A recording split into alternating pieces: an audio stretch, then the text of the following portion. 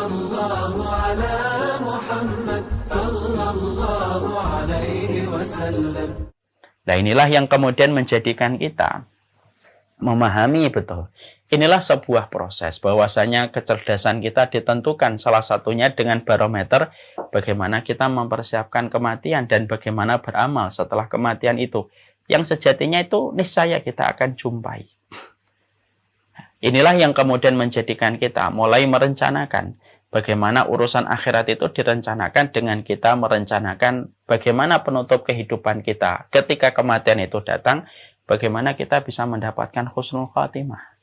Karena husnul khatimah itu tidak bisa kita upayakan kecuali apa yang bisa kita kerjakan, tetapi yang menentukan hasilnya adalah Allah semata. Dan sesungguhnya husnul khatimah itu hadiah dari Allah yang istimewa, yang Allah tidak berikan kepada setiap orang, kecuali orang yang Allah pilih di dalam kebaikan, sampai Allah anugerahkan kepadanya husnul khatimah.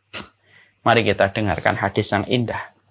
Hadis yang disampaikan dalam satu riwayat Imam Hakim, yang disetujui oleh Imam Ad-Dahabi.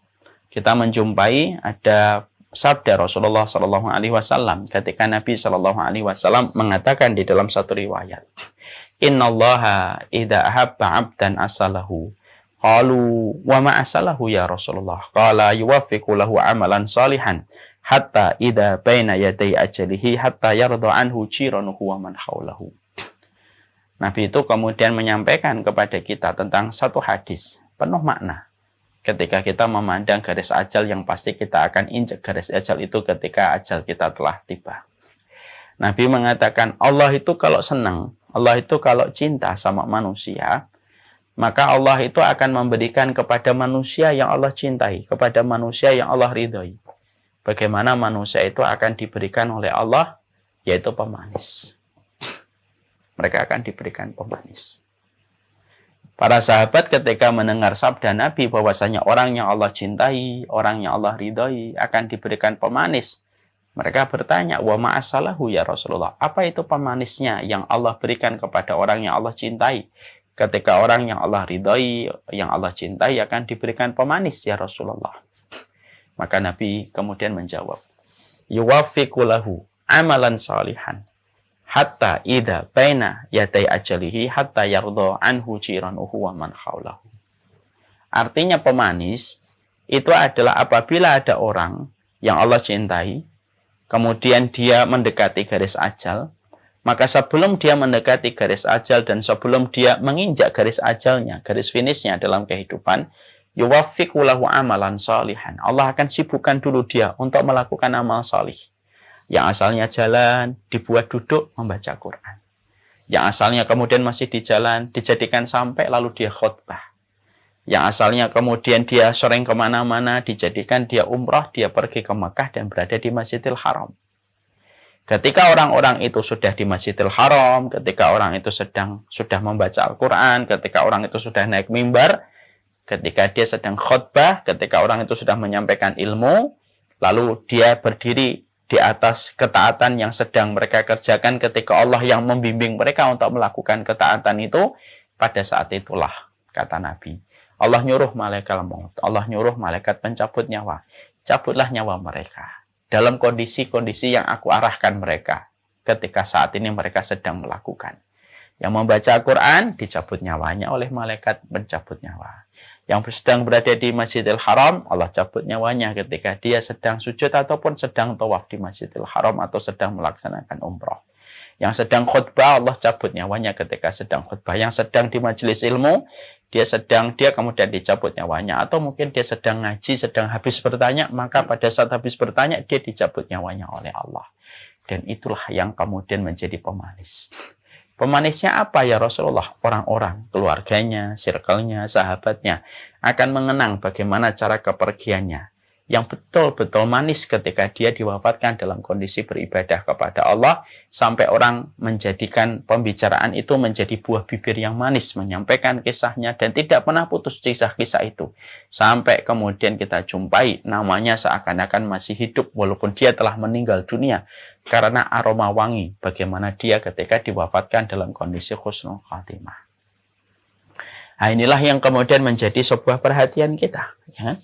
Terutama kita-kita yang sudah melewati angka 40, angka 50, angka 60, di mana kita paham 40 itu kata para ulama berarti angka 40 itu berarti lonceng yang pertama kematian sudah diperdengarkan kepada kita. Teng, angka 40.